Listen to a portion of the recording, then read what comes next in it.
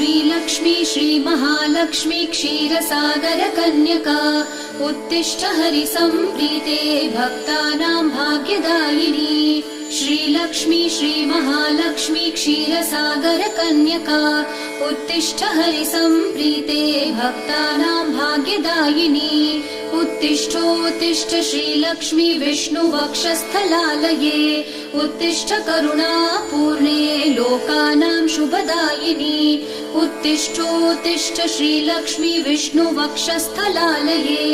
उत्तिष्ठ करुणापूर्णे लोकानां शुभदायिनी श्रीपद्ममध्यवसिते वरपद्मनेत्रे श्रीपद्महस्तचिरपूजित पद्मपादे